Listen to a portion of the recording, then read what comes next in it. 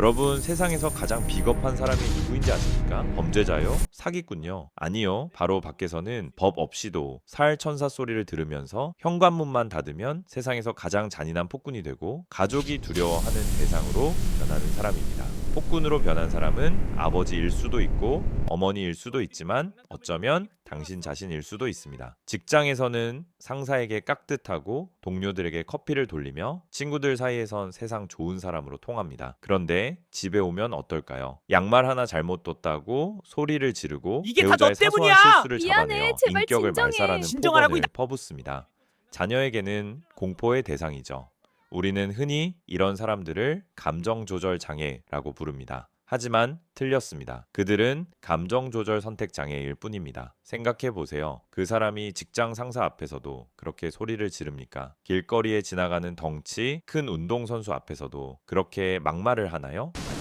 그들은 누구보다 감정을 잘 조절합니다. 다만 여기서는 화를 내도 내가 안전하다고 판단되는 곳에서만 그 괴물 같은 본성을 터뜨리는 겁니다. 오늘 여러분께 아주 불편하고 소름 돋는 진실을 말씀드리려 합니다. 왜 그들은 하필 세상에서 가장 소중한 가족을 감정 쓰레기통으로 선택했을까요? 그리고 왜 당신은 그들의 화풀이 대상이 되었을까요? 이 영상이 끝날 때쯤 여러분은 그 비겁한 괴물의 가면을 완전히 벗겨내게 될 것입니다. 심리학적으로 이들의 행동을 분석하면 가장 먼저 나오는 단어가 있습니다. 바로 전위라는 방어 기제입니다. 사회생활을 하며 받는 스트레스, 무시, 좌절감은 누구에게나 있습니다. 보통의 건강한 사람들은 이를 운동이나 취미 혹은 대화로 풀어내죠. 하지만 정서적으로 미성숙하고 자존감이 바닥인 사람들은 이 에너지를 처리할 능력이 없습니다.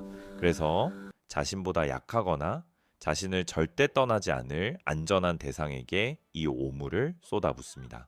이것이 심리학에서 말하는 안전한 타깃 전략입니다. 첫 번째, 왜 그럼 가장 사랑해야 할 가족이 그 대상일까요? 그건 손절당하지 않을 거라는 비겁한 확신 때문입니다.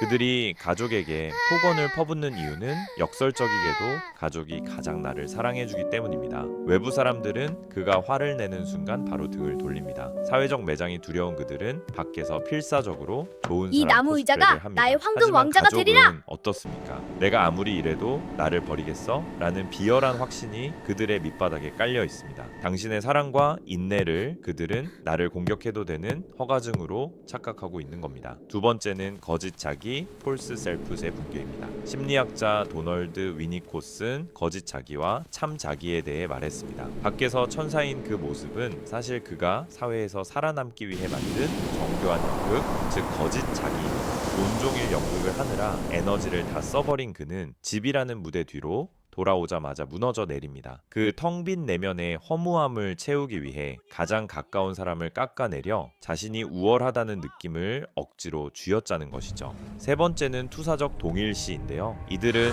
자신의 내면에 있는 혐오스러운 모습을 견디지 못합니다. 그래서 그 쓰레기 같은 감정을 상대방 가족에게 던집니다. 당신을 화나게 만들고 너희들이 또 장난감을 당신을 여기저기 울게 흩뜨려놨어. 만든 뒤 이렇게 말하죠.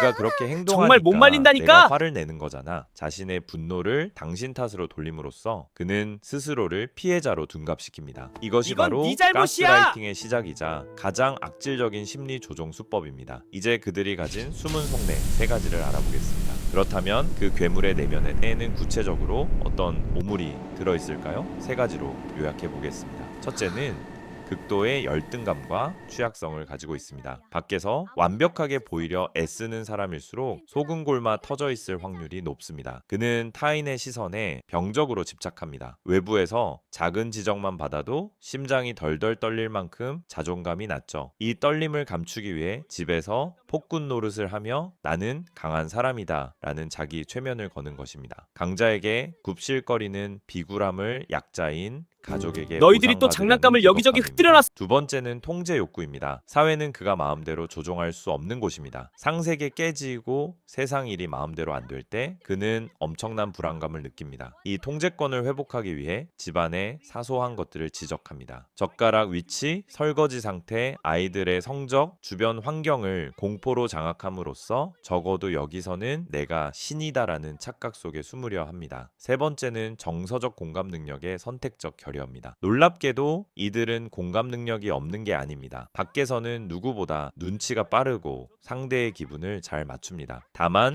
가족의 고통에는 공감하기를 거부합니다. 왜냐하면 가족의 고통에 공감하는 순간 자신이 가해자라는 사실을 인정해야 하기 때문입니다. 자신의 자존심을 지키기 위해 당신의 눈물을 연기나 예민함으로 치부해버리는 잔인함을 선택하는 것입니다. 자, 이제 이런 괴물의 모습을 하는 나 자신의 사슬을 끊어내는 법입니다. 이제 가장 중요한 질문이 남았습니다. 그래서 나는 어떻게 해야 합니까? 평생 그들의 쓰레기통으로 살 수는 없습니다. 당신의 영혼이 가루가 되기 전에 당장 실행해야 할 3단계 전략을 말씀드리겠습니다. 1단계는 관찰자 모드로 전환하고 반응을 멈추세요. 즉 그레이스톤 전략이라고 합니다. 그들은 당신의 감정적인 반응, 눈물, 화, 설명을 먹고 삽니다. 당신이 반응할수록 그는 자신이 당신을 조종하고 있다는 쾌감을 느낍니다. 이제부터 그가 폭언을 할 때 무미건조한 돌덩이가 되십시오. 그렇게 생각하는군요. 알겠습니다. 정도의 단답형으로 대꾸하고 감정을 섞지 마세요. 그가 던지는 오물을 받지 않고 바닥에 떨어지게 두는 것입니다. 2단계는 나의 가치를 그들의 입에 맡기지 마세요. 그가 당신에게 멍청하다. 너는 왜 그것밖에 못하냐? 그러니까 내가 안 되는 거야? 라고 말하는 것은 당신의 모습이 아니라 그의 내면에 있는 쓰레기를 묘사하는 것입니다. 그가 하는 말은 거울에 비친 본인의 일그러진 모습일 뿐입니다. 그들의 평가를 진실로 받아들이지 마세요. 당신은 그의 감정 조절 실패를 책임질 의무가 전혀 없습니다. 3단계는 단호한 경계선 설정과 기록입니다. 여기까지는 허용하지만 그 이상은 안 된다라는 물리적, 심리적 경계선을 그어야 합니다. 소리를 지르면 즉시 자리를 피하십시오. 그리고 그들이 밖에서 보여주는 천사 같은 모습과 대비되는 집에서의 폭언을 기록하거나 녹음해 두세요. 이는 나중에 당신의 기억이 가스라이팅으로 왜곡되는 것을 막아주는 생존 도구가 될 것입니다. 마지막으로 이 말씀만은 꼭 드리고 싶습니다. 당신이 그에게 화풀이 대상이 된 건 당신이 부족해서가 아닙니다. 오히려 당신이 너무나 따뜻하려고 그를 깊이 사랑했기 때문에 그 비겁한 괴물이 당신의 선함을 이용하고 있는 것뿐입니다. 이제 그만 그 무거운 오물을 내려놓으세요. 당신은 누군가의 감정 쓰레기통이 되기 위해 태어난 존재가 아닙니다. 당신의 친절과 사랑은 그것을 소중히 여길 줄 아는 사람에게만 주어져야 합니다. 오늘 영상이 여러분의 닫힌 문을 열고 빛으로 나가는 열쇠가 되었길 바랍니다. 더 이상 비겁한 괴물에게 당신의 빛을 빼앗기지 마십시오. 지금까지 갓생심리학이었습니다. 영상이 도움이 되셨다면 구독과 좋아요로 여러분의 소중한 멘탈을 지키시기 바랍니다. 감사합니다.